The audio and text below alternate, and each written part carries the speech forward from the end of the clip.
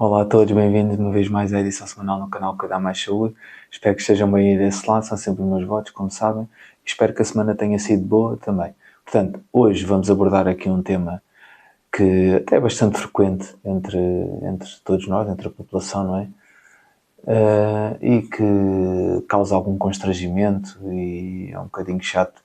Pode levar por vezes a complicações e pode ser provocado por dois tipos de micro-organismos e vamos tentar perceber então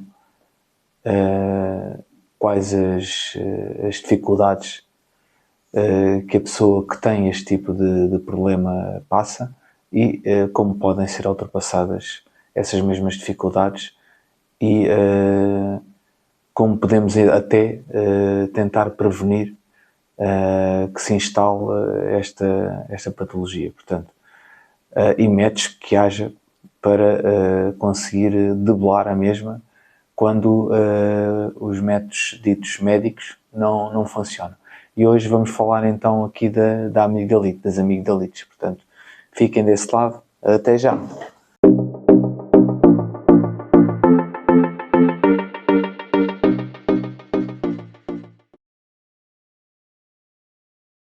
Então, bem-vindos de volta aqui novamente à edição semanal no canal Cuidar Mais Saúde. Já sabem, a edição semanal é sempre ao sábado, não se esqueçam, ok? Portanto, como eu disse há pouco, hoje vamos abordar aqui um tema que afeta bastante pessoas até, a amigdalite. Portanto, as amigdalites é um flagelo que, por pessoas, algumas pessoas de forma crónica, em que muitas vezes o tratamento médico não é suficiente, não é eficaz e muitas outras vezes teremos então que partir aqui para um tratamento cirúrgico, ok? Quando o tratamento médico não funciona, ok? Portanto, mas antes de mais e de entrarmos aqui em pormenores, não se esqueçam sempre de deixarem o like, de partilharem o vídeo nas redes sociais, falarem do canal, eu agradeço, como é óbvio deste lado, e subscrevam o canal, porque quanto mais subscritores tiver, também mais impacto terá no YouTube, ok? A nível de visualizações, entre outras situações. Portanto, falando aqui da amigdalite, que é o que nos importa neste momento, mais sabemos então que é uma inflamação que acontece nas amígdalas, ok? Nas amígdalas onde? Palatinas. Palatinas porquê? Porque encontra-se no palato, ok? Portanto, encontra-se mais precisamente no palato mole, portanto, situadas no palato mole, e são a primeira linha. O palato não é mais do que o céu da boca, ok? Porque muitas pessoas podem não perceber e isto tem que ser de forma clara, ok? Portanto, há o palato duro, na região anterior, mais à frente, e o palato mole, portanto, é o céu da boca. Portanto, é aí que se situam as amígdalas. E as amigdalites não é mais do que, quando existe uma amigdalite, não é mais do que uma inflamação dessas mesmas amígdalas, ok? E essa inflamação é provocada pelo quê? Por micro-organismos que tanto podem ser bacterianos como podem ser víricos, ok? Portanto, há estes dois tipos de micro-organismos que podem então afetar e provocar aqui as amigdalites. E as amígdalas, tal como os adenoides, também que se situam na mesma região, são ricos em tecidos linfóides, tem a ver com o sistema linfático, não é?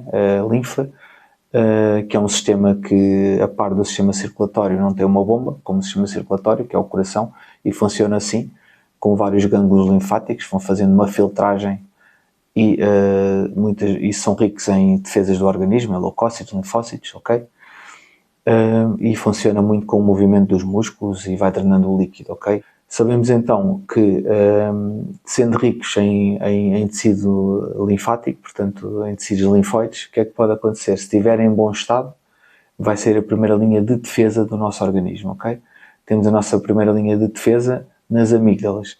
Quando não está em bom estado, aí pode haver então as amigdalites e esse tipo de inflamação, de infecção, que pode haver necessidade aqui de algum tratamento, ok? Como eu acabei de dizer então, podemos dividir em bacterianas, amigdalites bacterianas e víricas, sendo até as bacterianas normalmente são muito mais exuberantes, refletem-se mesmo à observação, têm aspectos diferentes e neste caso a bacteriana é muito mais exuberante, como podem ver aqui na fotografia, que se encontra à vossa frente, para conseguirem ter uma ideia melhor do que estou a dizer. E além de sintomas como, por exemplo, são normais a acontecer, nós temos também, que eu vou referir mais à frente, temos também a febre alta. Normalmente quando se abre a boca para a observação, como podem ver aqui na imagem, vê-se também umas placas branquiçadas na superfície, em redor da amígdala, ok? Portanto, isto acontece quando há uma amigdalite bacteriana, ok? Bacteriana. E normalmente qual é o agente mais frequente que pode aqui provocar este tipo de amigdalite? O agente mais frequente aqui é o streptococo do grupo A, ok? Pode provocar também a escarlatina, mas por norma é o mais comum também neste tipo de infecção, ok? Existe algum risco de transmissão deste tipo de flagelo, não é? Principalmente aqui entre os miúdos, por exemplo, nos infantários e para aí fora, mas o risco de transmissão é menor do que, por exemplo, o vírus da gripe. Só para dar aqui um exemplo mais comum e que toda a gente está a par. Portanto, que o vírus da gripe é bastante contagioso, não é? Quanto aqui à amigdalite vírica, a amigdalite vírica, além dos sintomas também que são mais frequentes, normalmente a febre é mais reduzida e não apresenta estas placas então esbranquiçadas como apresentava a amigdalite bacteriana, ok? Como podem ver aqui na imagem, até ponho uma ao lado da outra para vocês tentarem perceber aqui e verem as diferenças de uma e de outra, ok? Quando não há aqui certeza, há aqui alguma incerteza no diagnóstico, também pode-se fazer aqui uma colheita do material, fazer aqui o género de uma zaragatua, uma análise laboratorial, ok? E tentar perceber qual o agente que está a provocar então esta amigdalite, ok? Mas normalmente no tratamento deste tipo de amigdalites, quando são vírus, não é? Normalmente são rinovírus ou adenovírus, ou este tipo de vírus que provocam este tipo de amigdalites, quando víricas, não é? Normalmente os tratamentos são os tratamentos que existem para quando há infecções virais, que são controlar a febre, como paracetamol, fazer Brufen para o processo inflamatório, não é? Diminuir o processo inflamatório, neste caso o ibuprofeno, e normalmente faz-se uma hidratação, um repouso e tenta-se aqui que haja uma recuperação e deixar as defesas do nosso corpo, por assim dizer, fazerem o seu trabalho, ok? Com alguma ajuda só no controle de alguns sintomas que podem provocar algo mais severo, como a febre, por exemplo. Em relação aqui aos sintomas da amigdalite, como eu falei há pouco, que havia aquelas placas branquiçadas mais na amigdalite bacteriana e febres muito altas, ao contrário da amigdalite vírica, que tinham febres baixas e que normalmente não apresentava essas placas, ok? A febre era muito reduzida. Nas amigdalites, mas isto de uma forma mais genérica, ou seja, de uma forma geral, ok? Que é comum nas amigdalites, normalmente é a dor de garganta, dor ao engolir, que se denomina por odinofagia, normalmente o termo técnico. Febre, como eu acabei de dizer agora, é variável entre um tipo e outro, a vírica e a bacteriana, não é? Mas normalmente está presente. Um mal-estar, ok? Um mal-estar, não se sente bem, é óbvio, é incomodativo, dói a garganta e a pessoa não se sente bem, não é? Depois, a nível do próprio edema, porque a pessoa também fica com aquela zona, as amígdalas ficam edemaciadas, ficam inchadas, não é? Com edema e também esse próprio edema provoca aqui algum tipo de sintoma, ok? E havendo aqui uma hipertrofia então das amígdalas e dos adenoides, os sintomas que acabam por ser mais comuns são a roncopatia, principalmente à noite, não é? A pessoa está a dormir com uma obstrução. É a mesma coisa que aquelas pessoas que têm a roncopatia porque têm queda da língua, a língua acaba por ir para trás para a garganta e fazer aqui quase na glote, quase um tamponamento, ok? E a pessoa custa a respirar e faz aquele ruído todo a respirar. Neste caso, as amígdalas estão demasiadas, estão inchadas e provocam aqui a roncopatia, não é? O ressonar, o dito ressonar. Pode haver aqui algumas paragens também respiratórias, fazer aqui algumas apneias do sono durante a noite, não é? Quando a pessoa está a descansar, e essas apneias é basicamente a pessoa deixa de respirar por alguns períodos e depois volta a respirar, ok? A pessoa que esteja a ver a outra assim até fica um bocado aflita por ver que ela fica parada a nível de respiração e será que vai respirar novamente? Mas pronto, isto vai acontecendo. Há aqui dificuldades, como foi dito também há pouco, dos sintomas, mas visto que há edema, que há inchaço também na deglutição, a engolir, e pode haver aqui uma voz mais nasalada do que o habitual, ok? Por causa daqui também deste edema. Isto pode acontecer com frequência.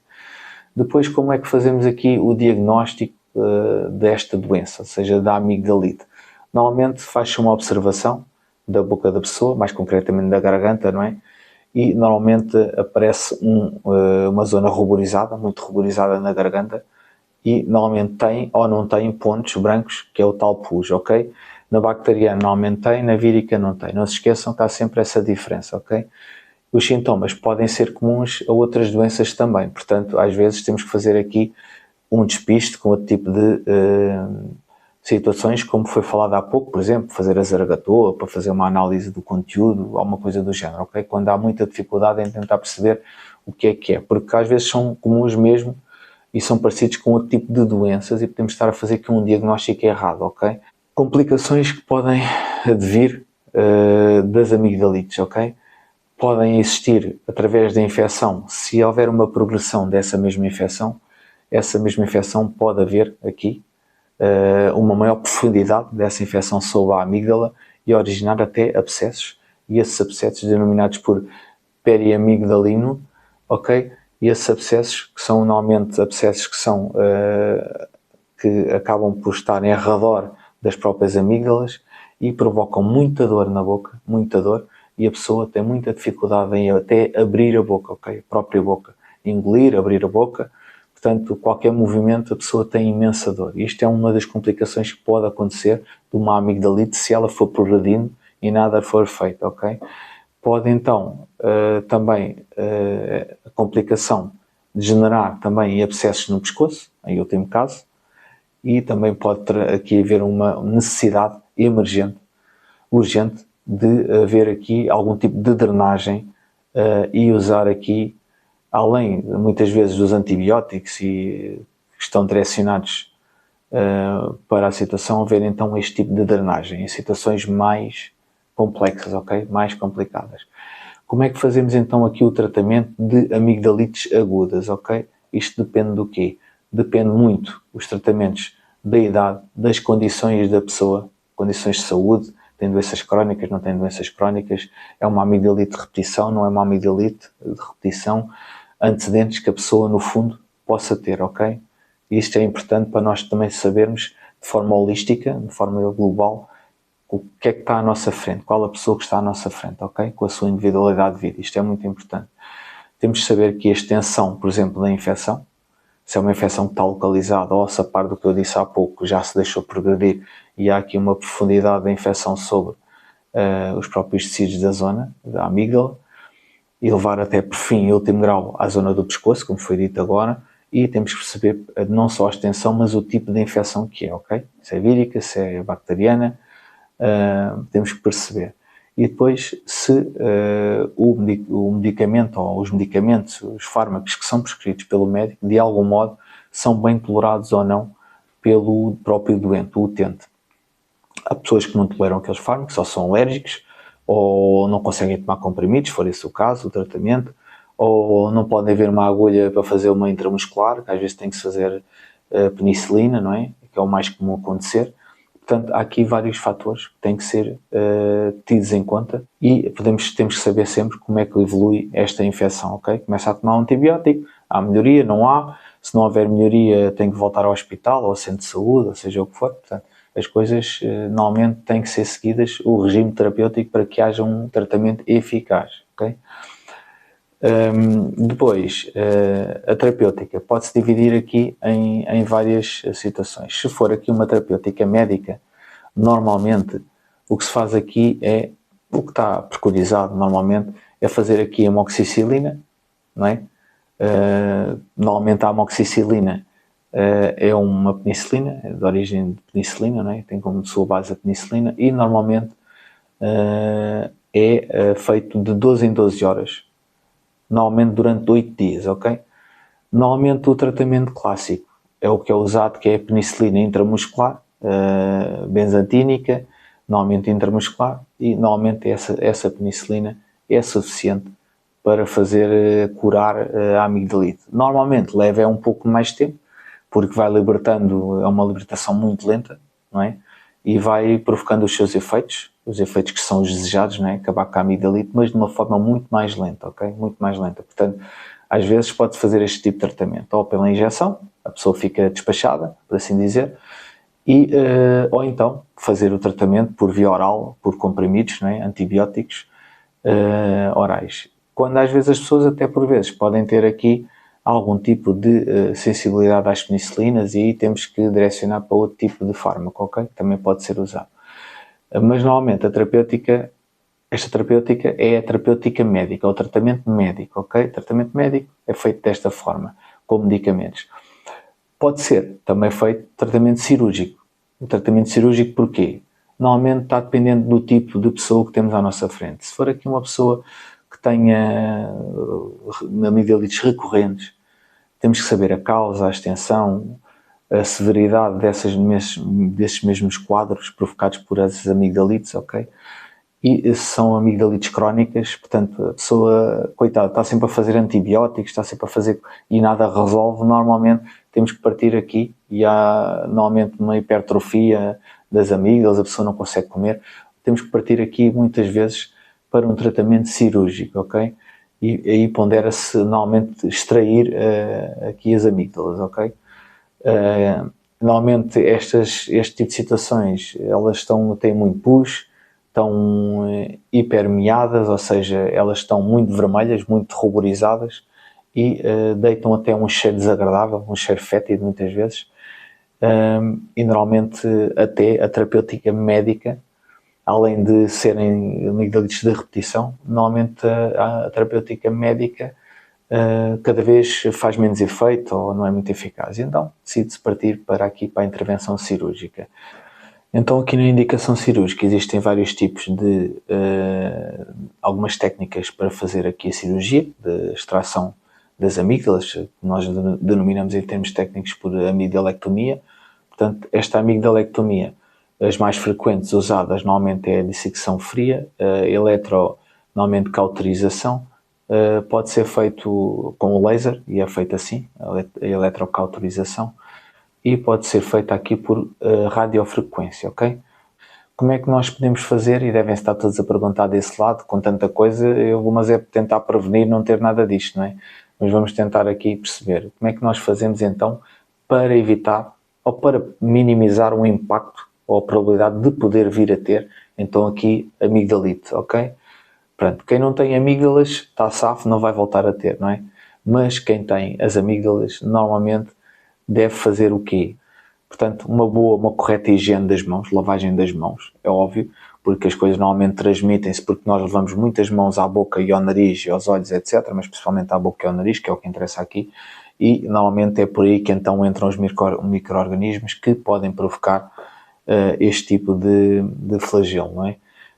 Evitamos então partilhar coisas com outros utensílios de cozinha, seja por exemplo uma palhinha, um copo, um utensílio qualquer de cozinha, né? Com outra pessoa que esteja também infectada e muitas vezes ainda não tem os sintomas, e isso pode ser o suficiente para nós também podemos vir a ter amigdalite, ok? Isso é importante. Não partilhar também alimentos, isso também é importante, não esquecer.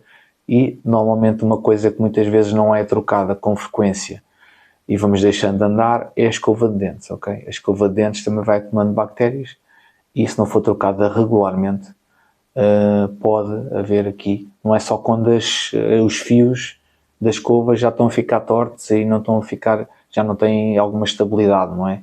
Ou rigidez. A escova tem que ser trocada, mesmo que estejam mais ou menos, porque vai acumulando ali, vai ficando colonizado com bactérias, não é? E essas próprias bactérias, essas mesmas bactérias, podem vir a provocar aqui alguma amigdalite, ok? Isso também é importante não esquecer. Portanto, hoje ficamos por aqui, então. Espero que tenha sido suficientemente claro e que tenha ajudado alguém aí desse lado sobre este assunto, que até é recorrente, de certo modo, e espero contar convosco então para o próximo vídeo. Vejam os vídeos que estão no canal, não se esqueçam, e não se esqueçam de deixar então o dito like e carregarem aí para subscrever o canal, para chegar ao primeiro objetivo, que são os 50 inscritos, neste caso os subscritos, não é? Para fazer crescer o canal e quanto mais likes, mais ele também no algoritmo do YouTube passa à frente e aparece para mais pessoas, ok? Podem ter curiosidade aqui neste tema. Vejam também os vídeos que estão no canal, os outros vídeos, já são alguns, o tempo passa rápido e espero que fiquem bem desse lado. Aguardo por vós então para a semana, tenham uma boa semana e não se esqueçam, sou o Tiago Mota e estou aqui todos os sábados no canal Cuidar Mais Saúde. Até lá.